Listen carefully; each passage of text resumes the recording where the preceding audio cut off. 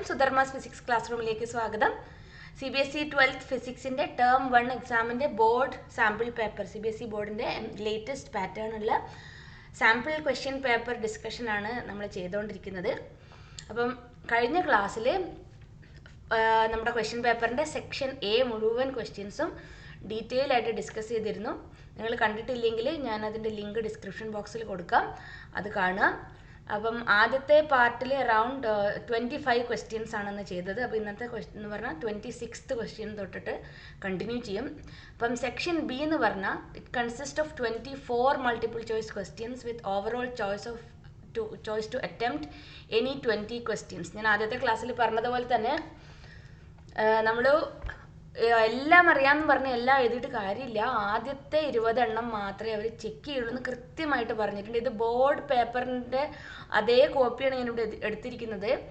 In case more than desirable number of questions are attempted only first 20 will be considered four evaluation. അതായത് നിങ്ങൾ ആദ്യത്തെ 20 എണ്ണം അപ്പം നല്ല വൈസായിട്ട് ചൂസ് ചെയ്യണം. ആദ്യത്തെ 20 നിങ്ങൾ കറക്റ്റായിട്ട് എഴുതണം എന്നുള്ളത്. ഓക്കെ, അതിന് ശേഷമുള്ള ആൻസേഴ്സ് കറക്റ്റാണെന്ന് അതിൻ്റെ ഇടയിൽ നമ്മൾ ഈ ആദ്യം എഴുതിയ 20 എണ്ണത്തിൽ ഏതെങ്കിലും തെറ്റി മറ്റേത് ആൻസർ എടുക്കുന്നൊന്നും ആരും ചിന്തിക്കണ്ട.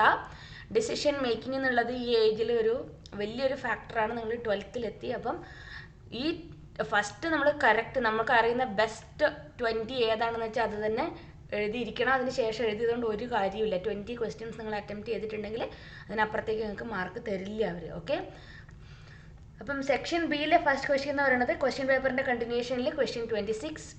A cylinder of radius R and length L is placed in a uniform electric field parallel to the axis of the cylinder. The total flux for the surface of the cylinder is given by. തന്നിരിക്കുന്നത് ഒരു cylinder electric ഫീൽഡിന് പാരലായിട്ട് axis of the cylinder electric ഫീൽഡിന് പാരലായിട്ട് തന്നിട്ടുണ്ട്. Total flux for the surface of the cylinder is given by. Total flux ആണ് കാണേണ്ടത്. അപ്പോൾ നമുക്കറിയാം ഫ്ലക്സിൻ്റെ equation φ is equal to EA cos തീറ്റയാണ്. അപ്പോൾ ഇവിടെ എത്ര ഏരിയാസ് നമുക്ക് വിസിബിൾ ആയിട്ടുണ്ട്? ഈ മുകളിലത്തെ സർക്കുലാർ ഏരിയ ഉണ്ട്, താഴത്തെ ഉണ്ട്, പിന്നെ കേർവ്ഡ് സർഫസ് ഈ സൈഡിൽ നിന്ന് നോക്കുമ്പോൾ ഒന്നുണ്ട്, മറ്റേ സൈഡിൽ നിന്ന് നോക്കുമ്പോഴും നമുക്ക് അങ്ങനെ നമുക്ക് വേണമെങ്കിൽ ആക്ച്വലി 3 ഏരിയ ഉള്ളൂ. പക്ഷെ നമുക്ക് നമ്മുടെ കാണുന്ന ഒരു ഇതിൽ നമുക്ക് 4 ഏരിയ ആയിട്ട് കൺസിഡർ ചെയ്യാൻ വേണമെങ്കിൽ. അപ്പോൾ ഇവിടെ ടോട്ടൽ ഫ്ലക്സ് ആണ് കാണേണ്ടത്. അപ്പം ഫസ്റ്റ് ഏരിയ EA കോസ് തീറ്റയാണ്. അപ്പോൾ ഈ കോസ് തീറ്റ എന്ന് പറയുന്നത് എന്താണ്? ഇലക്ട്രിക് ഫീൽഡിനും ഏരിയ വെക്ടറിനും ഇടയിലുള്ള ആംഗിളാണ് എന്ത്? ഈ തീറ്റ എന്ന് പറയുന്നത്. അപ്പം A1ൻ്റെ കേസ് എടുത്തു കഴിഞ്ഞാൽ ഇലക്ട്രിക് ഫീൽഡിൻ്റെ ഡയറക്ഷൻ തന്നിരിക്കുന്നത് നോക്കൂ, ഇങ്ങോട്ട്. അപ്പം നമുക്ക് φ1 എഴുതി നോക്കാം. ഫസ്റ്റ് ഏരിയ A1 എന്നുള്ളതിന് φ1 is equal to E into A1 into cos. Cos എത്ര ആംഗിൾ വരും ഇവിടെ? ഇലക്ട്രിക് ഫീൽഡ് താഴോട്ടും ഏരിയ വെക്ടർ മുകളിലോട്ടും. അപ്പോൾ എന്ത് പറ്റും? കോസ് 180 എന്ന് വരും. അപ്പോൾ നമുക്ക് എന്ത് കിട്ടും? -EA1 കിട്ടും. അപ്പം അടുത്തതോ φ2 രണ്ടാമത്തേൻ്റെ നോക്കാം. φ2 is equal to EA2 cos. ഇവിടെ എന്ത് വരും? Cos theta. ഇത് രണ്ടും ഏരിയ വെക്ടറും ഇലക്ട്രിക് ഫീൽഡ് വെക്ടറും സെയിം ആണ്. അപ്പം കോസ് 0 എന്ന് വരും. കോസ് 0 1 ആണ്. അപ്പം പ്ലസ് A2 എന്ന് കിട്ടും. ഇനി φ3 എന്ന് പറഞ്ഞു കഴിഞ്ഞാൽ ഇത് നോക്കൂ, ഇലക്ട്രിക് ഫീൽഡ് ഇങ്ങോട്ടും ഏരിയ വെക്ടർ ഇങ്ങോട്ടുമാണ്. അപ്പോൾ എന്ത് പറ്റും? ഈ ആംഗിൾ എന്താണ്? 90 ഡിഗ്രിയാണ്. അപ്പം A3 cos 90 that's equal to 0. അതേപോലെ φ4 എന്നെടുത്താൽ നാലാമത്തെ എടുത്തു കഴിഞ്ഞാൽ നമുക്ക് EA കോസ് 90 ദാറ്റ്സ് അഗെയിൻ 0. അപ്പോൾ ടോട്ടൽ ഫ്ലക്സ് എന്ന് പറയുന്നത് എന്താണ്? Total flux is equal to ഇതെല്ലാം കൂടി ആഡ് ചെയ്യണം. φ1 + φ2 + φ3 + φ4. അപ്പം -EA1 + EA2. അപ്പോൾ ഇവിടെ ഏരിയ നമ്മൾ A1 A2 A3 A4 എന്നൊക്കെ എടുത്താലും നമുക്കറിയാം ഒരു യൂണിഫോം സിലിണ്ടറാണ്. ആ സിലിണ്ടറിൻ്റെ ഈ ഏരിയ ഇതേ ഏരിയ ആയിരിക്കില്ലേ ഈ താഴെയുള്ള ഏരിയയും, അല്ലേ? അപ്പം നമുക്ക് എന്ത് എഴുതാം? A1 is equal to A2. അപ്പോൾ φ is equal to 0 എന്ന് കിട്ടും. അപ്പോൾ നമ്മുടെ ഓപ്ഷൻ ഏതാ വരിക? Total flux is equal to 0. ഇങ്ങനെയാണ് ഇത് ചെയ്യേണ്ടത്. ഓക്കെ, അടുത്ത question. 2 parallel large thin metal sheets have equal surface densities 26.4 into 10⁻⁻12 coulomb per meter square of opposite signs. The electric field between these sheets is. അപ്പം surface densities opposite ആണെന്ന് പറഞ്ഞു കഴിഞ്ഞാൽ ഇവിടെ charge distribution ആണ് പറയുന്നത്. അപ്പോൾ നമുക്കറിയാം ഇതിൻ്റെ ഇടയിലുള്ള ഓപ്പോസിറ്റ് ചാർജസ് വെച്ച് കഴിഞ്ഞാൽ അതിൻ്റെ ഇടയിലുള്ള ഫീൽഡ് എന്ന് പറഞ്ഞാൽ നമ്മൾ ഓൾറെഡി ഡയറക്റ്റ് ഇക്വേഷൻ ഇങ്ങനെ പഠിക്കുന്നത്. ഇവിടെ ഡെറിവേഷൻ ഒന്നും ആവശ്യമില്ല, ഫോർമുല മാത്രം പഠിച്ചാൽ മതി. സിഗ്മ ബൈ എപ്സിലോൺ 0 ആണ് വരിക. സിഗ്മ തന്നിട്ടുണ്ട്, എപ്സിലോൺ 0 വാല്യൂ ക്വസ്റ്റ്യൻ തന്നിട്ടില്ല, അത് നമ്മൾ ബൈ ഹാർട്ട് പഠിക്കേണ്ട ഒരു കോൺസ്റ്റൻറ്റ് വാല്യൂ ആണ്. അപ്പം 26 സിഗ്മ ബൈ എപ്സിലോൺ 0 ഫോർമുല എടുത്തു കഴിഞ്ഞാൽ 26.4 × 10⁻12 ബൈ 8.85 × 10⁻12 ആണ് എന്ത് നമ്മുടെ എപ്സിലോൺ 0ൻ്റെ വാല്യൂ. അപ്പം അത്രയും ന്യൂട്ടൺ പെർ കുളോം ആണ് എന്ത് നമ്മുടെ ഇലക്ട്രിക് ഫീൽഡ് എന്ന് പറയുന്നത്. അപ്പോൾ നിങ്ങളിത് ചെയ്ത് കഴിഞ്ഞാൽ ഈ 10⁻12 ക്യാൻസൽ ആവും, പിന്നെ ഈ 26.4 അപ്പം 2640/885. അപ്പം അങ്ങനെ ചെയ്ത് കഴിഞ്ഞാൽ നിങ്ങൾ അറൗണ്ട് ഒരു 2.9 സംതിങ് കിട്ടും. ആ വാല്യൂ ഇവിടെ ഇല്ല, പക്ഷേ 2.9 നമുക്ക് അപ്രോക്സിമേറ്റ് ചെയ്യുമ്പോൾ 3 ന്യൂട്ടൺ പെർ കുളോം എന്ന് കാൽക്കുലേറ്റ് ചെയ്ത് കിട്ടും. കാൽക്കുലേഷൻ ചെയ്ത് നോക്കുക. അപ്പം ഇത് രണ്ടും ഓപ്പോസിറ്റ് സൈൻസിലുള്ള സർഫസ് ചാർജ് ഡെൻസിറ്റീസ് ആണ്. അപ്പം നമുക്ക് സിഗ്മ ബൈ എപ്സിലോൺ 0 ആണ് അതിൻ്റെ ഫോർമുല.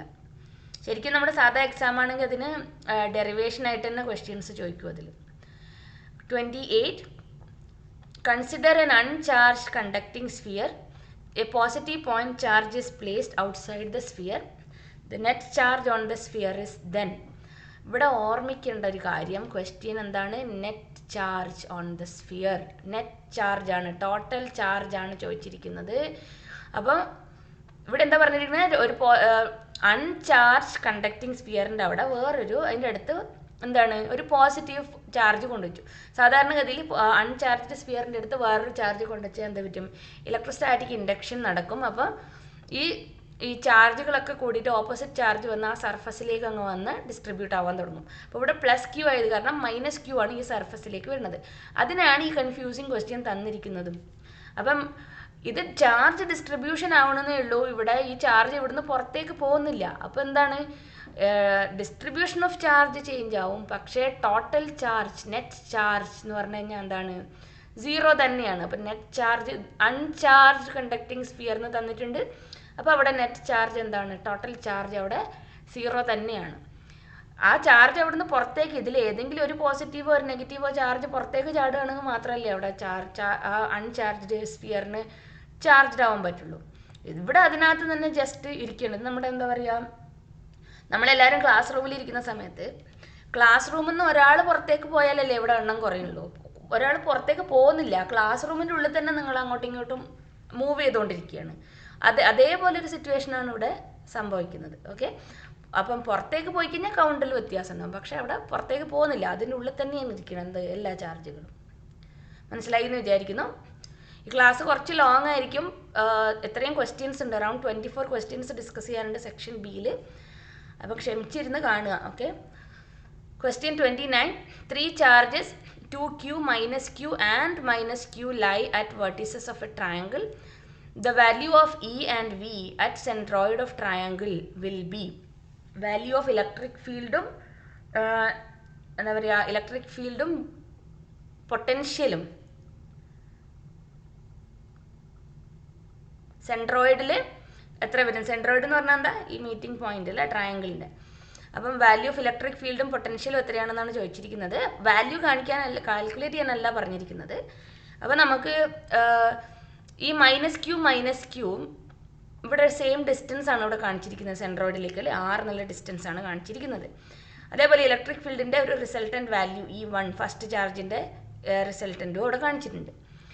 അപ്പം നമുക്കറിയാം ഇവിടെ നമ്മൾ കാൽക്കുലേറ്റ് ചെയ്ത് കഴിഞ്ഞാൽ നെറ്റ് ഇലക്ട്രിക് ഫീൽഡ് എന്ന് പറഞ്ഞു കഴിഞ്ഞാൽ ഇതിൻ്റെ രണ്ടും ക്യാൻസൽ ആയി കഴിഞ്ഞാലും ഒരേ ഡിസ്റ്റൻസിലായത് ഓപ്പോസിറ്റ് ആയത് കാരണം, പക്ഷേ ഇവിടെ ഒരു റിസൾട്ടൻറ്റ് ഇലക്ട്രിക് ഫീൽഡ് ഉണ്ട്. അപ്പം E is not equal to 0. E is not equal to 0. ഇവിടെ കാൽക്കുലേറ്റ് ചെയ്യൊന്നും വേണ്ട, നമുക്കിത് ചിത്രം നോക്കിയാൽ തന്നെ മനസ്സിലാവും. അതേപോലെ potential, electric potential at the centroid, first ചാർജിൻ്റെ കാരണമുള്ള ഇലക്ട്രിക് പൊട്ടൻഷ്യൽ എത്രയാവും? ഇലക്ട്രിക് പൊട്ടൻഷ്യലിൻ്റെ എന്താ? 1/4πε0 Q/R. അപ്പം ഫസ്റ്റിൻ്റെത് 1/4πε0, അതാണ് ഇവിടെ K എന്ന് കാണിച്ചിരിക്കുന്നത്. K × 2Q/R ആണ്. അതേപോലെ ഈ -Q വെച്ചിട്ട് K × മൈനസ് ക്യൂ ബൈ ആറും ഇവിടെ K into minus Q by ആറും കിട്ടും. അപ്പോൾ എന്ത് കിട്ടും? ടോട്ടൽ ഇലക്ട്രിക് പൊട്ടൻഷ്യൽ എന്ന് പറഞ്ഞാൽ ഇതിനെ നമ്മൾ ജസ്റ്റ് ആഡ് ചെയ്യുമ്പോൾ 2kq by R minus K Q by R minus K Q by R. അപ്പോൾ എന്ത് കിട്ടും? 0 എന്ന് കിട്ടും. അപ്പം E is not equal to 0, V is equal to 0. ഇങ്ങനെയാണ് അത് ആൻസർ ചെയ്യേണ്ടത്. ഇനി question number 30. Two parallel plate capacitors X and Y have the same area of plates and the same separation between the plates. X has air and Y with dielectric constant 2 between its plate. They are connected in series to a battery of 12 volt. The ratio of electrostatic energy stored in X and Y is. ആദ്യത്തേതിൽ എയറും രണ്ടാമത്തേതിൽ dielectric ഉണ്ട്. Dielectric ഉണ്ടെങ്കിൽ നമുക്കറിയാം അതിൻ്റെ എന്താണ് capacitance K times increase ആവും. The ratio of electrostatic energy stored in X and Y. അപ്പം first എക്സിൻ്റെ എത്രയാണ്? എപ്സിലോൺ 0 എ ബൈ ഡി ആണ്. ഇവിടെ കെ ടൈംസ് ആണ്. കെ എത്രയാണ്? 2 ആണ്. അപ്പം യു എക്സ് എനർജിൻ്റെ എന്താണ്? ക്യൂ സ്ക്വയർ ബൈ 2c ആണ് അല്ലേ? അതിൻ്റെ equation energy is equal to Q square by 2c. അപ്പോൾ എക്സിൻ്റെത് Q square by 2cx. cx എന്ന് വെച്ചാൽ കപ്പാസിറ്റൻസ് ഫസ്റ്റ് എക്സിൻ്റെത് പിന്നെ വൈൻ്റെതും കണ്ടുപിടിച്ചു. എന്നിട്ട് U X by U Y എടുക്കുമ്പോൾ എന്ത് കിട്ടും? ക്യൂവും 2 എല്ലാം ക്യാൻസൽ ആവും ഇവിടെ. അപ്പം U X by U Y is equal to U X എന്താണ്? Q square by 2cx divided by q square divided by 2cy. അപ്പോൾ q square by 2 എന്നുള്ളത് ക്യാൻസൽ ആവും. അപ്പോൾ ഇവിടെ എന്ത് കിട്ടും? cy by cx എന്ന് കിട്ടും. cy by cx. cy എന്താണ്? cy എന്നുള്ളത് 2 epsilon 0 a by d divided by epsilon 0 a by d. അപ്പോൾ നമുക്ക് എന്ത് കിട്ടും? 2 by 1 എന്ന് കിട്ടും. ഡയറക്റ്റ് ആയിട്ട് ആൻസർ 2:1 എന്ന് എഴുതാം. Question 31. Which among the following is not a cause for power loss in a transformer? Power loss in a ട്രാൻസ്ഫോമറിന് കോസ് അല്ലാത്തത് എന്നാണ് കൃത്യമായിട്ട് ക്വസ്റ്റ്യൻ വായിക്കുക. ഇതുപോലെയുള്ളതിനൊക്കെ അതാ നോട്ട് എ കോസ് ഓഫ് എന്നാണ് ചോദിച്ചിരിക്കുന്നത്. ഫസ്റ്റ് ഓപ്ഷൻ നോക്കാം. Eddy currents are produced in the soft iron core of a transformer. അത് കാരണം ഒരു ലോസ് ഓഫ് എനർജി ഉണ്ട് അവിടെ, ലോസ് ഓഫ് പവർ ട്രാൻസ്മിഷൻ ഉണ്ട്. Electric flux sharing is not properly done in primary and secondary coils. Humming sound produced in the transformers due to magnetostriction. Primary coil is made up of very thick copper wire. അപ്പം which among the following is not a cause for loss in transformer? അപ്പോൾ ഇവിടെ primary coil അത് depends step up transformer ആണോ step down transformer ആണോ എന്ന് depend ചെയ്തിരിക്കും ഏത് കോയിലാണ് തിക്ക് എന്നുള്ളത്. പക്ഷേ അത് തിക്കാക്കുന്നത് അവിടെ കറണ്ട് അധികം വരുന്ന കോയിലാണ് വയർ തിക്കാക്കുന്നത്. എന്തുകൊണ്ടാണ്? അവിടെ നമുക്ക് റെസിസ്റ്റൻസ് കുറച്ച് ഹീറ്റ് ലോസ് അല്ലെങ്കിൽ പവർ ലോസ് നമുക്ക് റെഡ്യൂസ് ചെയ്യാൻ വേണ്ടിയിട്ടാണ്. അപ്പം ഇവിടെ പറഞ്ഞിരിക്കുന്നത് എന്താണ്? Primary coils made of very thick copper wire. അപ്പം ഇവിടെ it is not a cause of, അങ്ങനെ ചെയ്യുന്നത് കാരണം പവർ ലോസ് ഉണ്ടാവാണ്ടിരിക്കുകയാണ്. ഇവിടെ എന്താ? Not a cause of power loss. Okay, അപ്പം എന്താണ്? ഓപ്ഷൻ 4 ആണ് ഇവിടെ correct answer. An alternating voltage source of variable angular frequency omega and fixed amplitude v is connected in series with a capacitance C and electric bulb of resistance R, inductance 0 എന്ന് പറഞ്ഞിട്ടുണ്ട്. അപ്പം when omega is increased എന്താ പറ്റുകയെന്ന്, bulb dim ആവുമോ, bulb bright ആയിട്ട് കത്തുമോ എന്നൊക്കെയാണ് ചോദിച്ചിരിക്കുന്നത്. അപ്പം ഇവിടെ ഇൻഡക്റ്റൻസ് 0 ആണ് പറഞ്ഞ ശരിക്ക് അതൊരു പ്യുവർ കപ്പാസിറ്റീവ് സർക്യൂട്ടാണ്. കപ്പാസിറ്റീവ് റിയാക്ടൻസ് എന്ന് പറഞ്ഞാൽ 1/ωc ആണ്. അപ്പോൾ എന്താ ക്വസ്റ്റ്യൻ തന്നിരിക്കുന്നത്? ഒമേഗ ഇൻക്രീസ് ആയി എന്നാണ്. അപ്പോൾ 1/ωc ഒമേഗ ഇൻക്രീസ് ആയി കഴിഞ്ഞാൽ എന്ത് പറ്റും? 1/ωc എന്നുള്ളൊരു ഫാക്ടർ കുറയും. അത് ഡിനോമിനേറ്ററിലാണ് വരുന്നത്. ഇപ്പോൾ 1/ωc കുറയുക എന്ന് പറഞ്ഞാൽ എന്താണ്?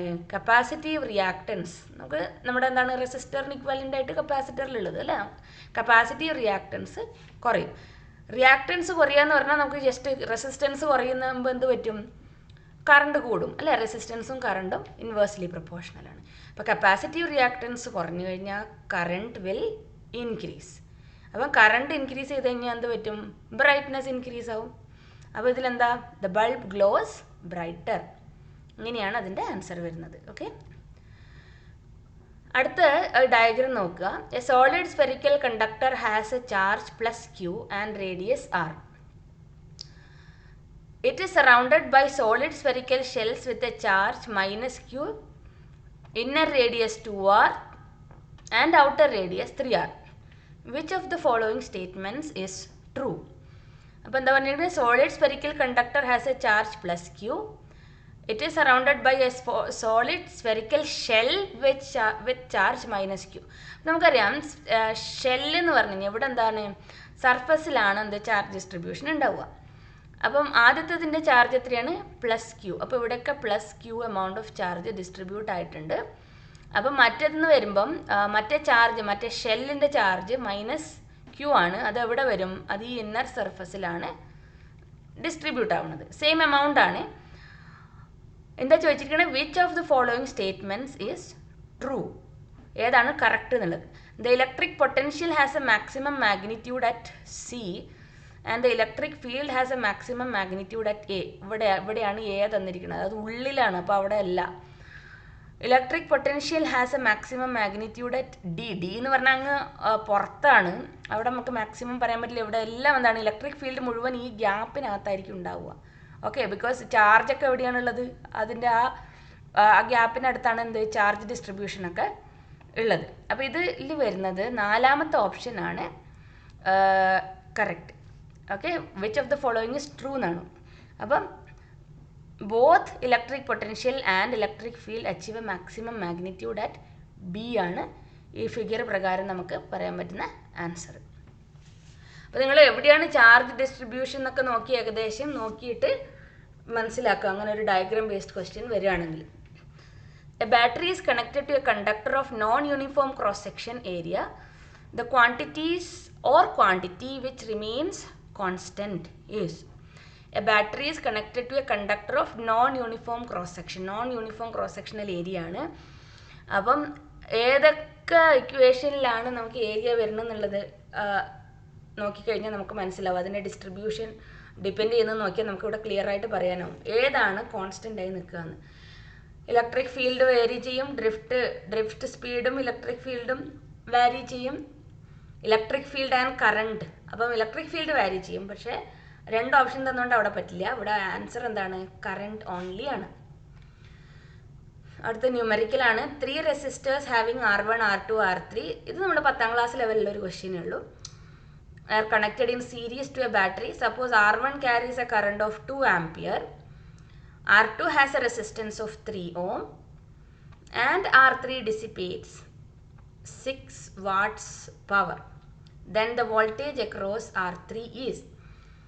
ഇവിടെ R1ൽ ഇത് തന്നിട്ടുണ്ട്. R1 2 ampere കറണ്ടാണ് പോകുന്നത്. ഇതെല്ലാം സീരീസ് ആണ്. അപ്പോൾ നമുക്കറിയാം എന്ത് current through R1, R2 and R3 it is the same because they are connected in series. പിന്നെ എന്താ തന്നിരിക്കണേ? R2 has a resistance of 3 ohm തന്നിട്ടുണ്ട്. അപ്പോൾ R2 3 ohm ആണ്. R1ൻ്റെ കഥ അറിയില്ല. R3 dissipate 6 watt of power. Okay, അപ്പം പവറിൻ്റെ ഇക്വേഷൻ എന്താ? P is equal to VI ആണ്. പക്ഷേ ഇവിടെ V തന്നിട്ടുമില്ല. നമുക്ക് കണ്ടുപിടിക്കേണ്ടത് എന്താണ്? വോൾട്ടേജ് അക്രോസ് R3 ആണ് കണ്ടുപിടിക്കേണ്ടത്. അപ്പം നമുക്കറിയാം എന്ത് P is equal to I² R എന്നറിയാം. I സെയിം ആണ് എന്ത് എല്ലാ ഇതിലേക്ക് കൂടിയും അല്ലേ? പവർ എത്രയാണ് തന്നിരിക്കുന്നത്? 6 watt. അപ്പോൾ 6 is equal to 2² multiplied by R3 എന്ന് എഴുതാം. നമുക്ക് നമ്മൾ R3 അല്ലേ തന്നിരിക്കുന്നത്. അപ്പം R3 ഈസ് ഈക്വൽ ടു 6/2² എന്ന് പറഞ്ഞാൽ 6/4, 3/2, 1.5 ohm ആണ് എന്ത് R3. ഇനി ഇത് സിമ്പിൾ അല്ലേ? നമ്മൾ കറണ്ട് എത്രയാണ്? കറണ്ട് തന്നിരിക്കുന്നത് ഇവിടെ 2 ampere. 2 ampere ആണ് കറണ്ട്. അപ്പം V എന്താണ്? V is equal to I into R3. Voltage across the third resistor. I എത്രയാണ്? 2 ampere മൾട്ടിപ്ലൈഡ് ബൈ 1.5. അപ്പോൾ നമുക്ക് എന്ത് കിട്ടും? 3 volt എന്ന് കിട്ടും. ഓപ്ഷനിലും 3 volt ഉണ്ട്. നമ്മൾ happy. A straight line plot showing the terminal potential difference of a cell as a function of current drawn from it is shown in figure. The internal resistance of the cell would be ഈ പ്ലോട്ടിൽ voltage terminal വോൾട്ടേജാണ് തന്നിരിക്കുന്നത്, current X ആക്സിസിലും തന്നിട്ടുണ്ട്. ഇങ്ങനെ ഒരു graph നമ്മൾ കണ്ടിട്ടേ ഇല്ല എന്ന് പറഞ്ഞ് ടെൻഷൻ അടിക്കേണ്ട ആവശ്യമില്ല. നമുക്കറിയാം ഇ എം എഫ് എന്ന് പറഞ്ഞാൽ എന്താണ്, മാക്സിമം വോൾട്ടേജ് ആണ്, നമ്മുടെ ഒരു സെല്ലിൽ നിന്ന് സപ്ലൈ ചെയ്യാൻ പറ്റുന്ന മാക്സിമം വോൾട്ടേജ് ആണ്. അതേസമയം തന്നെ അതെന്താണ്, ഓപ്പൺ സർക്യൂട്ട് വോൾട്ടേജ് ആണ്. അപ്പം ടെർമിനൽ വോൾട്ടേജ് എന്ന് പറഞ്ഞാൽ നമ്മൾ എക്സ്റ്റേണൽ കണക്ഷൻ ചെയ്ത് കഴിഞ്ഞാൽ അവിടെ എത്ര വോൾട്ടേജ് ഡ്രോപ്പ് ആ റെസിസ്റ്ററിന് അക്രോസ് ഉണ്ടോ അങ്ങനെ കഴിഞ്ഞിട്ടുള്ള ബാക്കിയുള്ള എന്താണ് നമ്മുടെ ടെർമിനൽ വോൾട്ടേജ് വരുന്നത്. അപ്പോൾ ഇവിടെ കണ്ടുപിടിക്കേണ്ടത് എന്താണ്, ഇൻറ്റേർണൽ റെസിസ്റ്റൻസ്. ഇൻറ്റേർണൽ റെസിസ്റ്റൻസിൻ്റെ ഫോർമുല എന്താണെന്ന് വെച്ചാൽ R is equal to E M F divided by current. E M F കാണാൻ ഇവിടെ ഒരേ ഒരു മെത്തേഡേ ഉള്ളൂ. ഇവിടെ ഈ ഗ്രാഫിൽ കാണിച്ചിരിക്കുന്നത് മാക്സിമം വോൾട്ടേജ് ആണെന്ത്, ഇ എം എഫ്. അപ്പോൾ എത്രയാണ് മാക്സിമം വോൾട്ടേജ് 5.6 വോൾട്ട്. അതിന് കറസ്പോണ്ടിങ് ആയിട്ടുള്ള കറണ്ട് എത്രയാണ്, 2 ആംപിയർ. അപ്പോൾ അതാണ് ഇൻറ്റേർണൽ റെസിസ്റ്റൻസ്. അപ്പം 5.6/2 2.8 ഓം. ഇത്രയേ ഉള്ളൂ. ഇത് ഗ്രാഫ് കണ്ടിട്ട് ഒഴിവാക്കരുത്. നോർമലി ഗ്രാഫ് ബേസ്ഡ് ക്വസ്റ്റ്യൻസ് ആയിരിക്കും ഈസി ആയിട്ട് ചെയ്യാൻ പറ്റുന്ന questions. Okay. 37. A 10 meter long wire of uniform cross section and 20 ohm resistance is used in a potentiometer. The wire is connected in series with a battery of 5 volt along with an external resistance of 480 ohms. If an unknown EMF E is balanced at 6 meter length of the wire, then the value of unknown EMF is. അപ്പോൾ നമുക്കറിയാം പൊട്ടൻഷ്യോമീറ്ററിൻ്റെ പല പല uses. നമുക്ക് E M F compare ചെയ്യാൻ എടുക്കാം, unknown E M F കണ്ടുപിടിക്കാൻ എടുക്കാം, സെൽസിൻ്റെ internal resistance compare ചെയ്യാൻ നമുക്ക് പൊട്ടൻഷ്യോമീറ്റർ യൂസ് ചെയ്യാം. അങ്ങനെ പല യൂസസ് ഉണ്ട് നമ്മുടെ പൊട്ടൻഷ്യോമീറ്ററിന്. അപ്പോൾ പൊട്ടൻഷ്യോമീറ്റർ വയർ നമുക്ക് പി ക്യൂ എന്ന് വിളിക്കാം. അതിന് 10 മീറ്റർ ലോങ് ആണ്. It has A uniform cross section and 20 ohm resistance is used in the potentiometer. അപ്പോൾ 20 ohm ആണ് ഇവിടെ നമ്മൾ റെസിസ്റ്റർ കണക്ട് ചെയ്തിരിക്കുന്നത്. The wire is connected in series with a battery of 5 volt along with an external resistance of 480 ohm. അപ്പോൾ ഈ 480 നമ്മുടെ 20 ohmഉം കൂടി സീരീസിലായിരിക്കും. If an unknown EMF is balanced at 6 meter length of the wire, അപ്പോൾ balancing length corresponding to the EMF is 6 meter. Then the value of the unknown EMF. അപ്പോൾ ഇവിടെ നമ്മൾ calibration എന്നുള്ള ഒരു കൺസെപ്റ്റ് നമ്മൾ യൂസ് ചെയ്യണം. നമ്മൾ പൊട്ടൻഷ്യോമീറ്റർ വയറിൻ്റെ അതിൻ്റെ 1 മീറ്റർ ലോങ് വയർ എത്ര ഇ എം എഫ് ആണ് മെഷർ ചെയ്യണമെന്ന് നമ്മൾ കണ്ടുപിടിക്കണം. അപ്പം ഇതിൻ്റെ കറണ്ട് കണ്ടുപിടിക്കാൻ I is equal to E divided by EMF by total resistance. EMF എത്രയാണ്, 5 വോൾട്ട് ആണ്. ടോട്ടൽ റെസിസ്റ്റൻസ് ഈ 480 ഇവിടെ ഉണ്ട്. മറ്റേ resistance corresponding to the wire എത്രയാണ്, 20 ohms ആണ്. അപ്പം 500 വരും ടോട്ടൽ റെസിസ്റ്റൻസ്. അപ്പം കറണ്ട് കാൽക്കുലേറ്റ് ചെയ്യുമ്പം 0.1 ആംപിയർ എന്ന് കിട്ടും. ഇനി potential difference across this 10 metre long wire എത്ര കിട്ടും, I into RPQ. I എത്രയാണ്, 0.01 ആംപിയർ. Total resistance 20. അപ്പം total resistance 20 in the sense എന്ത്, ബിറ്റ്വീൻ പി ആൻഡ് ക്യൂ ആണ്. അപ്പം അതെത്ര കിട്ടും, 0.2 വോൾട്ട് എന്ന് കിട്ടും. അപ്പോൾ ഇതായത് 10 മീറ്റർ ലോങ് വയറിന് എന്താണ് അതിൻ്റെ പൊട്ടൻഷ്യൽ എത്രയാണ്, 0.2 വോൾട്ട് ആണ്. അപ്പോൾ 10 മീറ്റർ പൊട്ടൻഷ്യോമീറ്റർ വയർ ബാലൻസ് ചെയ്യുന്നത് 0.2 വോൾട്ട് ആണെങ്കിൽ 1 മീറ്റർ എന്താവും, 0.2/10 വോൾട്ട് ആണ് എന്ത് 1 മീറ്റർ ലോങ് വയർ ബാലൻസ് ചെയ്യുന്നത്. അപ്പോൾ നമുക്ക് ക്വസ്റ്റ്യൻ എന്താ, 6 മീറ്റർ ലോങ്. അപ്പോൾ 0.2/10 ആണ് എന്ത് 1 മീറ്ററിന്. അപ്പോൾ 6 മീറ്റർ, ഇത് സിമ്പിൾ മാത്ത് അല്ലേ. 6 മീറ്ററിന് എന്ത് പറ്റും, 0.2/10 മൾട്ടിപ്ലൈഡ് ബൈ 6 ചെയ്യുമ്പോൾ നിങ്ങൾക്ക് 0.12 വോൾട്ട് എന്ന് കിട്ടും. അടുത്ത ക്വസ്റ്റ്യൻ, ഇത് ഒരു കോമൺ ടൈപ്പ് ക്വസ്റ്റ്യൻ ആണ്.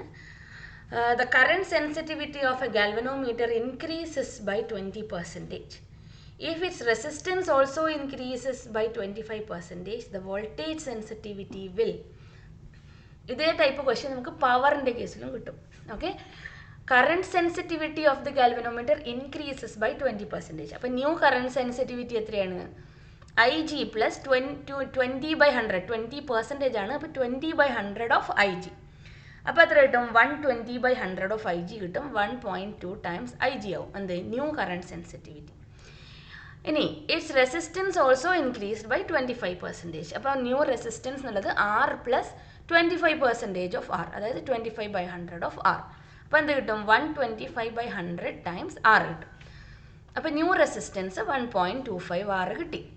അപ്പം ന്യൂ വോൾട്ടേജ് എന്ത് വരും? New current by new resistance അല്ലേ? അപ്പം 1.2 times IG divided by 1.25 times R. അങ്ങനെ ചെയ്യുമ്പോൾ നമുക്ക് എന്ത് കിട്ടും?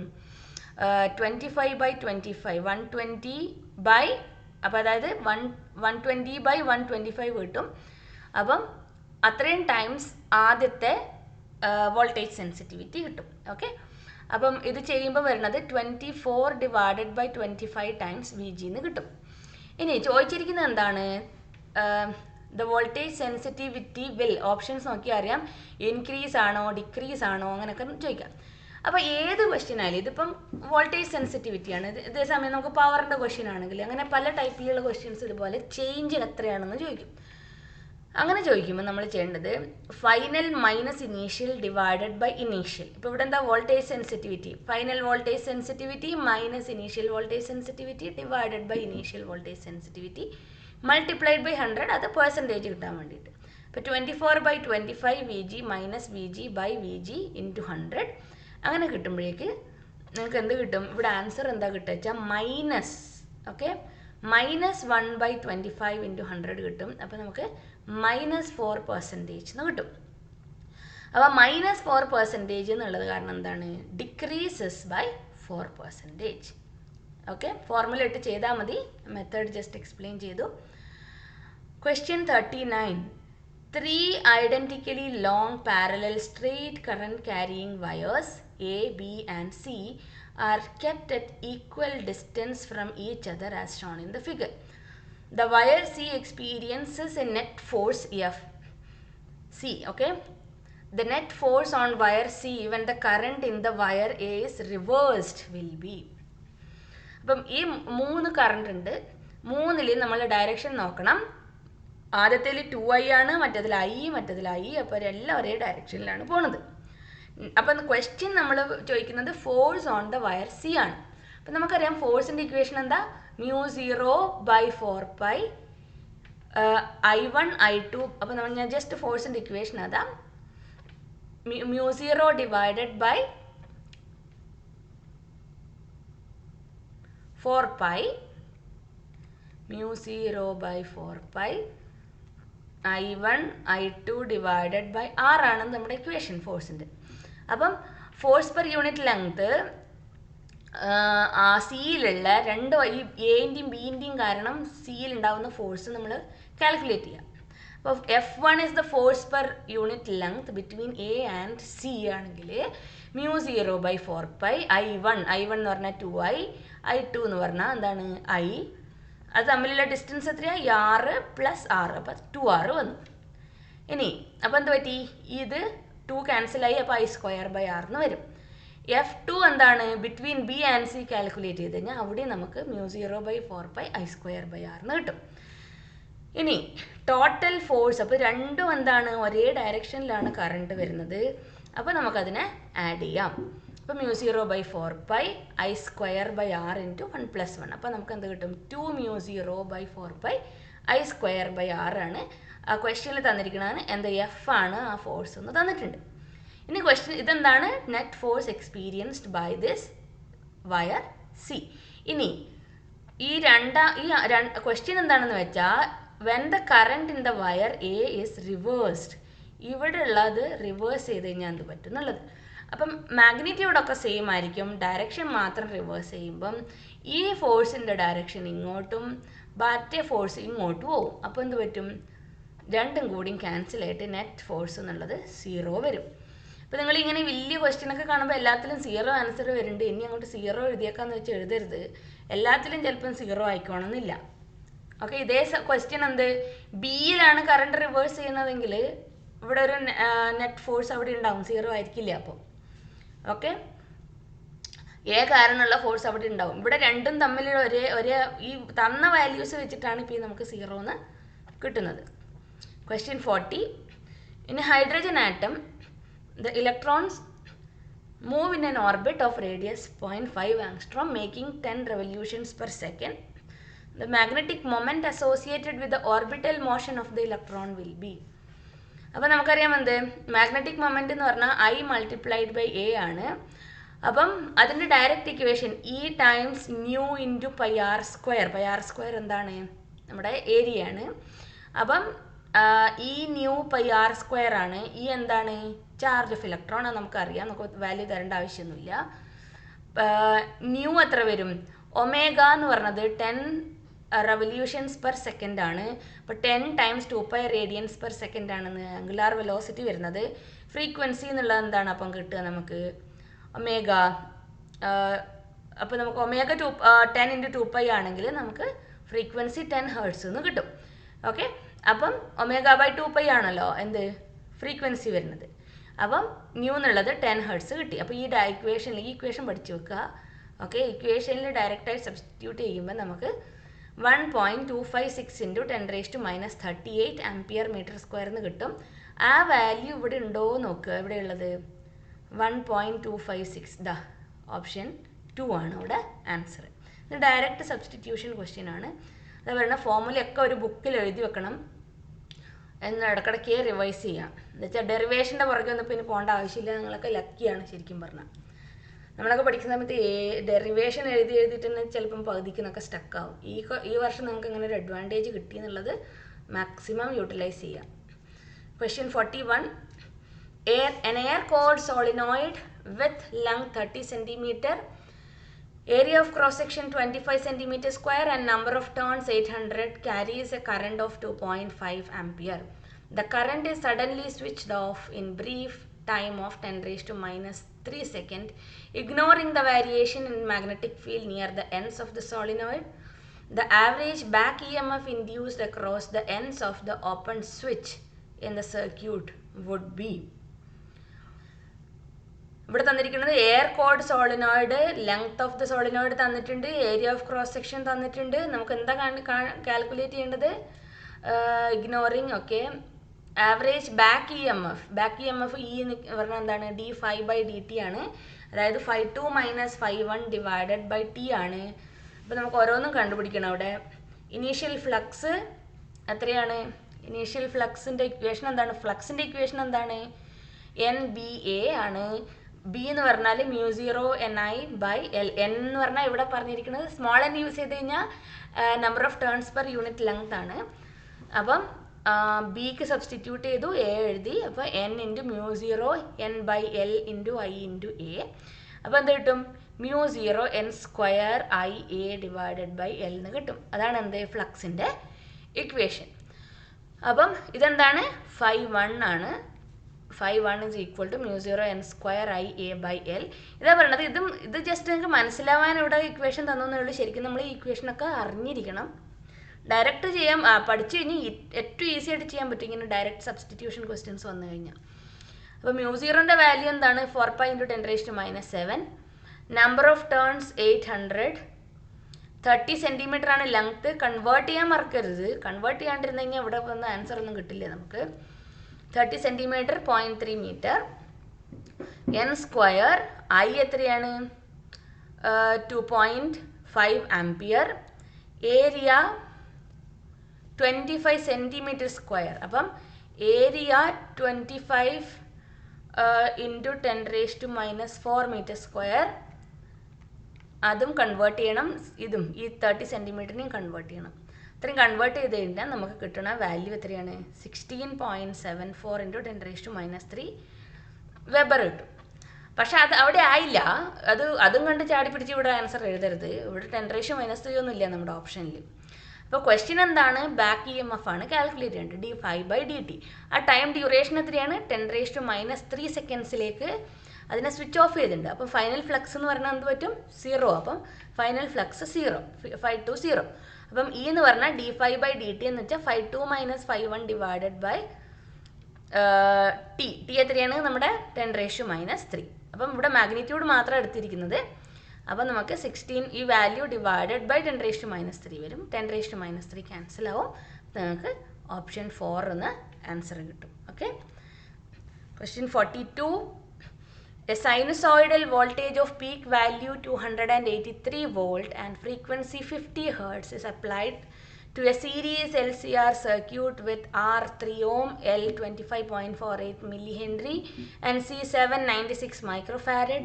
then the power dissipated at the resonant condition will be. അപ്പം നിങ്ങൾ ഇത് കാണുമ്പോൾ തന്നെ നിങ്ങൾ വിചാരിക്കും അയ്യോ ഇത് മുഴുവൻ ഇനി കാൽക്കുലേറ്റ് ചെയ്യേണ്ടതെന്ന് അല്ലേ. ഇവിടെ തന്നിരിക്കുന്നത് എന്താ, റെസണൻറ്റ് കണ്ടീഷനാണ്. റെസണൻറ്റ് കണ്ടീഷൻ എന്ന് പറഞ്ഞാൽ എന്താണ്, capacitive reactance will be equal to the inductive reactance. നമുക്കൊരു ഫോർമുല ഇല്ലേ, മറ്റേ square root of R square plus പിന്നെ X E minus X L the whole square എന്നൊക്കെ പറഞ്ഞിട്ട് ആ ഫോർമുലയിൽ എക്സ് ഇയും എക്സ് എല്ലും എന്താവും, സെയിം ആവുമ്പം ആ circuit is gone to be purely resistive circuit. അപ്പോൾ എപ്പോഴും ഓർമ്മിക്കുക, റെസണൻറ്റ് കണ്ടീഷൻ എന്ന് പറഞ്ഞിട്ട് എൽ സി ആർ സർക്യൂട്ടും തന്നിട്ടുണ്ടെങ്കിൽ എന്താണ്, പ്യുവർ റെസിസ്റ്റീവ് സർക്യൂട്ടിന് ഇക്വാലൻ്റ് ആണ് അത് വരുന്നത് റെസണൻസ് കണ്ടീഷനിൽ മാത്രം. ഓക്കെ, MCQ ആണ്, നിങ്ങൾ ഒരുപാട് കാൽക്കുലേഷൻ ഒന്നും ട്രബിൾ ചെയ്യില്ല നമ്മുടെ ബോർഡ്, അങ്ങനെ വിശ്വസിക്കാം. അപ്പം തന്നിരിക്കുന്ന എന്താണ്, peak value of voltage V0, peak value തന്നിട്ടുണ്ട് 283 വോൾട്ട്, ഫ്രീക്വൻസി 50 ഹേർട്സ്, റെസിസ്റ്റൻസ് എല്ലാം തന്നിട്ടുണ്ട്.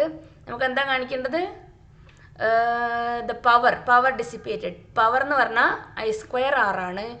I എന്നുള്ളത് എന്താണ്, നമുക്ക് നമ്മുടെ RMS വാല്യൂ കാണുക, I0/√2 കാണുക. അപ്പോൾ I0/√2, I0 എത്രയാണ് തന്നിരിക്കുന്നത്, I0 peak value sinusoidal voltage of peak value, voltage തന്നിട്ടുണ്ട്. ഓക്കെ, വോൾട്ടേജ് തന്നിട്ടുണ്ട്. അപ്പോൾ നമുക്ക് കറണ്ട് കണ്ടുപിടിക്കാം. കറണ്ട് എന്താണ്, voltage divided by resistance. Okay, അപ്പോൾ വോൾട്ടേജ് 283 ഡിവൈഡഡ് ബൈ റെസിസ്റ്റൻസ് എത്രയാണ്, 3 ഓം ആണ്. അപ്പോൾ 1/√2 ടൈംസ് കറണ്ട്. അപ്പോൾ 1/√2 ടൈംസ് 1/√2 ടൈംസ് 283/3 നമുക്ക് 66.66 എന്ന് കാണും. അപ്പം 66.7 ആംപിയേഴ്സ് എടുക്കാം.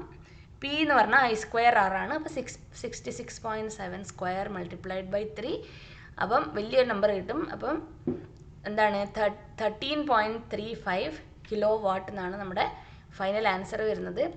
ഞാനിപ്പോൾ ഇവിടെ ഡയറക്റ്റ് തന്നു എന്ന് വെച്ച് നിങ്ങൾ ചെയ്തു നോക്കാണ്ടിരിക്കരുത്. മെത്തേഡ് മനസ്സിലാക്കി തരിക എന്നുള്ളത് മാത്രമാണ് എനിക്ക് ചെയ്യാൻ പറ്റുന്നത്. കാൽക്കുലേഷൻ നിങ്ങൾ തന്നെ ചെയ്ത് പഠിക്കണം. ഡൗട്ട് എന്തെങ്കിലും ഉണ്ടെങ്കിൽ കമൻറ്റ് സെക്ഷനിൽ ചോദിക്കാം.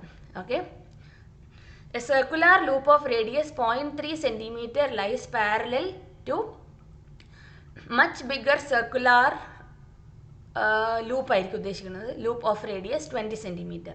The centre of the small loop is on the axis of the bigger loop. The distance between their centers is 15 centimeter. If a current of 2 ampere flows through the smaller loop, then the flux linked with the bigger loop is. ഇത് ഇവിടെ ഞാൻ പറയാം, circular ലൂപ്പിൻ്റെ നമ്മുടെ axis അല്ലെ, axis of the coil നമ്മുടെ സിലബസിന് അവർ മാറ്റിയിട്ടില്ല. അപ്പം വേറൊരു circular coil, ഒരു കുഞ്ഞു കോയിൽ കൂടി അതിൻ്റെ ആക്സിസിൽ വെക്കുകയാണ്. അപ്പം വലിയ എന്താ ചോദിച്ചിരിക്കുന്നത്,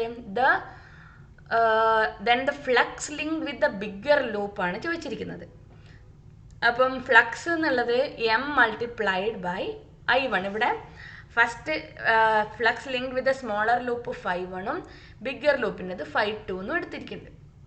ഓക്കെ, അപ്പം 5 എന്നുള്ളത് എന്താണ്, B2 × 5 എന്ന് പറഞ്ഞാൽ എന്താണ്, flux link with the smaller loop, that is equal to magnetic field due to the bigger loop multiplied by area of the first loop. Okay, അപ്പോൾ B എന്നുള്ളതിൻ്റെ ഇക്വേഷൻ നമ്മൾ അറിഞ്ഞിരിക്കണം.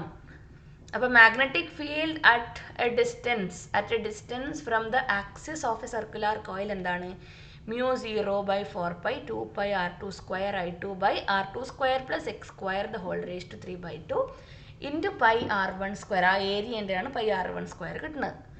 അപ്പോൾ ഞാൻ എവിടെ നിന്ന് ഈ ഫോർമുല എടുത്തുകൊണ്ടിരുന്നൊന്നും ആലോചിക്കേണ്ട, നമ്മുടെ മാഗ്നറ്റിസത്തിൻ്റെ ചാപ്റ്റർ എടുക്കുക, എന്നിട്ട് വായിച്ച് നോക്കുക. അപ്പോൾ അവിടെ ഇക്വേഷൻ നിങ്ങൾക്ക് കാണാം. ഓക്കെ, ഡെറിവേഷനൊക്കെ ചെയ്ത് വരുമ്പോൾ ഇതൊക്കെ വലിയ ലോങ് ഡെറിവേഷൻ ക്വസ്റ്റ്യൻസ് ആണ്. പക്ഷെ ഡയറക്റ്റ് നമ്മൾ ഇക്വേഷൻ എടുക്കേണ്ട ആവശ്യമേ ഇപ്രാവശ്യമുള്ളൂ. ഓക്കെ, അപ്പോൾ ഇക്വേഷൻസ് ഒക്കെ തറോ ആയിട്ട് വെക്കുക. ഈ ഇക്വേഷൻ അറിയില്ലെങ്കിൽ ക്വസ്റ്റ്യൻ ചെയ്യാനും പറ്റില്ല എന്ന് മനസ്സിലാക്കുക. ഓക്കെ, എവിടെ പോയിട്ട് എടുത്തുകൊണ്ടിരുന്നു നമ്മൾ ഈ ഇക്വേഷൻ, ഇത്രയും വലിയ ഇക്വേഷൻ.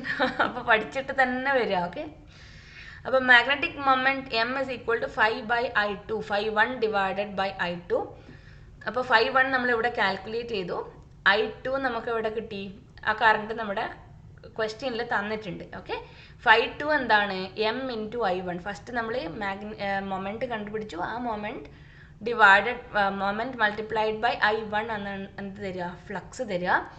അപ്പോൾ സബ്സ്റ്റിറ്റ്യൂട്ട് ചെയ്യുമ്പം എല്ലാം നോക്കി എഴുതണം വാല്യൂ. ഇത് ഇത്തിരി പാടെന്ന് പറഞ്ഞിട്ട് ടൈം കൺസ്യൂമിങ് ആണ്. അപ്പം നിങ്ങൾ ഡിസൈഡ് ചെയ്യുക. ഇങ്ങനെ ഒരു വലിയ ലോങ് ക്വസ്റ്റ്യൻ വരികയാണെങ്കിൽ അപ്പം നിങ്ങൾ ചോയ്സ് നോക്കിയിട്ട് ആൻസർ ചെയ്യാൻ ട്രൈ ചെയ്യുക. ഒരുപാട് ടൈം ഇതിൻ്റെ പുറകെ കൊടുക്കരുത്. ഓക്കെ, എന്നുവെച്ചാൽ നിങ്ങളിപ്പം സപ്പോസ് എല്ലാ കുട്ടികളും കാൽക്കുലേഷനിൽ ഫാസ്റ്റ് ആയിക്കോണമെന്നില്ല. അപ്പോൾ ഈ ഇത്രയും സബ്സ്റ്റിറ്റ്യൂഷൻ r² + x² (3/2) ഇവിടെ സ്ക്വയർ ചെയ്യണം. ഇതൊക്കെ കാണുമ്പോഴേക്ക് മിക്കവാറും എല്ലാ കുട്ടികളും ഇങ്ങനെ ഒരു ക്വസ്റ്റ്യൻ വിടാനാണ് ചാൻസ്. പക്ഷേ ഞാൻ പറയണമെന്ന് വെച്ചാൽ കാൽക്കുലേഷനിൽ നിങ്ങൾ ഫാസ്റ്റ് ആണെങ്കിൽ ഇക്വേഷൻ പഠിച്ചിട്ടുണ്ടെങ്കിൽ ഈസി ആയിട്ട് ചെയ്യാൻ പറ്റുന്ന ക്വസ്റ്റ്യൻ ആണ്. അപ്പോൾ ഇവിടെ ആൻസർ കിട്ടുന്നത് 9.1 × 10⁻11 weber. Question 44. If both the number of turns and core length of an inductor is doubled, keeping other factors constant, its self-inductance will be. എന്താ ചോദിച്ചിരിക്കുന്നത്? Number of turns and core length of N inductor is doubled. Number of turn double ചെയ്തു, core ലെങ്ത്തും double ചെയ്തു. അപ്പോൾ അതിൻ്റെ self ഇൻഡക്റ്റൻസിന് എന്ത് പറ്റുന്ന ചോദിക്കുന്നത്. അപ്പം സെൽഫ് ഇൻഡക്റ്റൻസിൻ്റെ ഇക്വേഷൻ എന്താ? μ0 n² / L × A. പിന്നെ നമ്പർ ഓഫ് ടേൺസ് ഡബിൾ ചെയ്തു പറഞ്ഞാൽ ഈ എന്നിന് പകരം എന്ത് പറ്റും? 2n ആവും. കോർ ലെങ്ത് ഡബിൾ ചെയ്തു എന്ന് വെച്ചാൽ number of turns and core length of N inductor. അപ്പോൾ അതൊരു ലെങ്ത്തും ഡബിൾ ചെയ്തിട്ടുണ്ട്. അപ്പോൾ ഇവിടെ μ0 2n² / 2l വരും. അപ്പോൾ എന്ത് പറ്റും?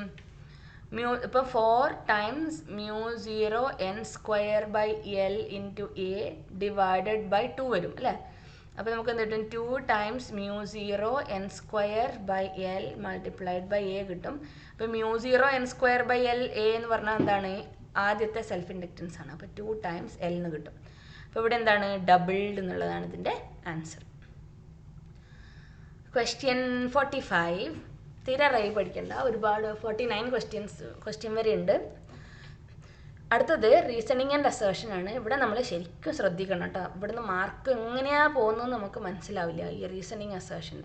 ചില കുട്ടികൾ നല്ല സ്മാർട്ടായിട്ട് ആൻസർ ചെയ്യും, പക്ഷെ നമ്മളിത് നല്ല ശ്രദ്ധിച്ചില്ലെങ്കിൽ മാർക്ക് ടപ്പോന്ന് പോകാൻ ചാൻസ് ഉള്ള ഒരു ഏരിയ ആണിത്. അപ്പം 2 സ്റ്റേറ്റ്മെൻറ്റ് തന്നിട്ടുണ്ടാവും. എന്നിട്ട് ചോദിക്കുന്നത് പല ഓപ്ഷൻസ് ഇവിടെ കാണാം. ഞാൻ ക്വസ്റ്റ്യൻ വായിക്കുന്നതിന് മുന്നേ ഞാൻ ഓപ്ഷൻസ് ആണ് കാണിക്കുന്നത്. ഓക്കെ, ഫസ്റ്റ് എന്നുള്ളത് എന്താണ്? നന്നായിട്ട് ഫെമിലിയർ ആയിരിക്കണം റീസണിങ് ആൻഡ് അസേർഷൻ. ഇനി ഈ ക്ലാസ് ഇതിപ്പോൾ നമ്മൾ ബോർഡ് പേപ്പർ ഒരു ക്ലാസ് കൂടി കഴിഞ്ഞാൽ തീരും, സാമ്പിൾ പേപ്പർ. അത് കഴിഞ്ഞിട്ട് ഞാനൊരു പറ്റുന്നത്രയും എല്ലാ വീക്കും ഓരോരോ മോഡൽ പേപ്പർ നമുക്ക് സോൾവ് ചെയ്യാം. ഓക്കെ, സാമ്പിൾ പേപ്പേഴ്സ് ഞാൻ കളക്ട് ചെയ്ത് വെച്ചിട്ടുണ്ട്. അപ്പോൾ നമുക്ക് സാമ്പിൾ പേപ്പേഴ്സ് സോൾവ് ചെയ്യാം. പക്ഷേ ഇവിടെ ഇത് ആൻസർ ചെയ്യുന്നതിൽ നിങ്ങൾ എല്ലാവരും ഒന്ന് നന്നായിട്ട് ശ്രദ്ധിക്കണം. ഓക്കെ, മാർക്ക് പോകാൻ ചാൻസ് ഉള്ള കാരണമാണ് പറയുന്നത്. അപ്പോൾ ആദ്യത്തെ option both A and R are true and R is correct explanation of A. നന്നായിട്ട് ചിന്തിച്ചിട്ട് എഴുതണം. ഓക്കെ, ചിലപ്പോൾ നമ്മുടെ സെൻറ്റൻസ് സ്റ്റേറ്റ്മെൻറ്റ് രണ്ടും കറക്റ്റ് ആയിരിക്കും. റീസൺ ഇസ് ഇത് കറക്റ്റ് ആണോ ഇതിൻ്റെ റീസൺ എന്നുള്ളതാണ് നമ്മൾ ആദ്യം നോക്കേണ്ടത്. രണ്ടാമത്തെ option both A and R are true but R is not the correct explanation of A. പിന്നെ ഉള്ള രണ്ടെണ്ണം A is true but R is false, A is false and R is also false. ഇങ്ങനെ 4 options ആണ് എല്ലാത്തിലും ഉണ്ടാവുക. ഇനി നമുക്ക് ക്വസ്റ്റ്യനിലേക്ക് പോകാം. അപ്പോൾ ഞാൻ ഇതിൻ്റെ മോഡൽ പറഞ്ഞു എന്നേ ഉള്ളൂ. റീസൺ ആൻഡ് അസേർഷൻ എന്താണ്? To increase the range of an ammeter we must connect a suitable high resistance in series to it.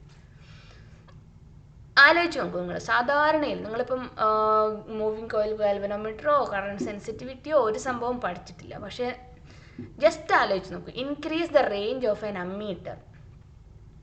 അമ്മീറ്ററിൻ്റെ range increase ചെയ്യണം. നമുക്ക് അമ്മീറ്ററിൽ നല്ലോണം കറണ്ട് റീഡ് ചെയ്യണം. We must connect a suitable high resistance in series to it. Ammeter എന്ന് പറഞ്ഞാൽ എന്താ? Current measuring ഡിവൈസാണ്. Ammeter current measure ചെയ്യണമെങ്കിൽ വലിയ റെസിസ്റ്റൻസ് ആയിക്കഴിഞ്ഞാൽ അതിന് കറക്റ്റായിട്ട് മെഷർ ചെയ്യാൻ പറ്റുമോ? Ammeter should be of low resistance. Ideally it should be of zero resistance എന്ന് പറയാം. പക്ഷേ practically not possible. But ammeters are designed to have very very very low resistance. Okay, അപ്പോൾ ഇവിടെ ഇത് റോങ് ആണ്. it shouldn't be of high resistance. ammeter with increased range should have a high resistance. ഇവിടെ എപ്പോഴും high റെസിസ്റ്റൻസിനെ കുറിച്ചാണ് പറയുന്നത്. അപ്പം നമുക്ക് ഡയറക്റ്റായിട്ട് ഇതാണ് A is false and R is also false. വേറെ ഒന്നും ചിന്തിക്കാനില്ല. അവിടെ എന്താ ലോ റെസിസ്റ്റൻസ് ആണ് വേണ്ടത്. ഇനി given below are two statements, again same type of question ആണ്, നമുക്ക് റീസണും അസേഷനും വായിച്ചാൽ മതി. ഇവിടെ an electron has a high potential energy when it is at a location associated with more negative value of potential and a low potential energy when at a location associated with more positive potential. Electrons move from a region of higher potential to region of lower potential. അപ്പം രണ്ടാമത്തെ തെറ്റാണ്, എന്താ വെച്ചാൽ electron move from lower potential to higher potential ആണ്. അപ്പം രണ്ടാമത്തത് തെറ്റാണ് എന്നുള്ളൊരു ഓപ്ഷൻ ഏതാ ഇതിൽ വരുന്നത്? R is false. പക്ഷേ A is false, R is false ഉണ്ട് അവിടെ. പക്ഷേ എ എന്താണ് പറയുന്നത്? Electron has a high potential energy when it is at a location associated with more negative value of potential. Okay, അപ്പോൾ എന്താണ് നമ്മുടെ ആൻസർ ഇവിടെ? അത് കറക്റ്റാണോ? A is true, R is false. അപ്പം ഈ 3 ആണ് അതിൻ്റെ ചോയ്സ് ആയിട്ട് വരുന്നത്. 47. A magnetic needle free to rotate in a vertical plane orients itself with its axis vertical at the poles of the earth. കറക്റ്റാണ് ഇത്, ഈ സ്റ്റേറ്റ്മെൻറ്റ് കറക്റ്റാണ്. ഇനി at the poles of the earth the horizontal component of earth's magnetic field will be 0. അപ്പോൾ ഇവിടെ A is എന്താ പറയുക, രണ്ടും ട്രൂ ആണ്. ഓക്കെ, അങ്ങനെ ഒരു ഓപ്ഷൻ ഇതിലുണ്ടോ നോക്ക്. ഫോൾസ്, രണ്ടും ഫോൾസ് ആണെന്നുള്ള ഓപ്ഷനേ ഉള്ളൂ. അപ്പോൾ രണ്ടും ട്രൂ ആണ്. Both A and R are true. അങ്ങനെ വരുന്ന 2 ഓപ്ഷൻസ് ഉണ്ട് ഇവിടെ. നോക്കുക, ഇവിടെയാണ് ഞാൻ പറഞ്ഞത് നമ്മുടെ മാർക്ക് ഇങ്ങനെ പോകുന്നുള്ളത്. രണ്ടും ട്രൂ ആണ്. എന്ത്? എ, 2 സ്റ്റേറ്റ്മെൻറ്റും ട്രൂ ആണ്. And R is the correct explanation for assertion. ഈ റീസൺ ആണ് ഈ അസേഷൻ്റെ കറക്റ്റ് എക്സ്പ്ലനേഷൻ. എന്തുകൊണ്ടാണ് അത് ഓറിയൻറ്റ് ചെയ്യണത് വെർട്ടിക്കലായിട്ട്? Because the horizontal component of earth's magnetic field will be 0. അത് കാരണമാണ് അതിൻ്റെ ഹൊറിസോണ്ടലിലേക്ക് നമ്മൾ ആ മാഗ്നറ്റിക് നീഡിൽ മൂവ് ചെയ്യാത്തത്, അല്ലെങ്കിൽ അതിൻ്റെ റിസൾട്ടൻറ്റിലായിരിക്കണമല്ലോ മൂവ് ചെയ്യണത്. അപ്പം ഇവിടെ എന്താണ്? Both A and R are true and R is the correct explanation of A. Question 48. A proton and an electron with same momenta enter in a magnetic field in a direction at right angles to the lines of the force. The radius of the path followed by them will be the same. Electron has less mass than proton. ഏതിനാ mass അധികം? Mass ഏതിനാ അധികം? ആലോചിച്ച് നോക്കൂ. Mass നമ്മുടെ രണ്ടാമത്തെ എന്താണ്? Both A and R are true. Electron has less mass. Okay, പ്രോട്ടോണിനാണ് അധികം ഉള്ളത്, ന്യൂട്രോണിനാണ് ഏറ്റവും അധികം ഉള്ളത്. ഓക്കെ, അപ്പം രണ്ടും എന്താണ്? ട്രൂ ആണ്. പക്ഷേ ഇതിൻ്റെ ഇക്വേഷൻ എന്താ വരിക? റേഡിയസ് എന്താണ്?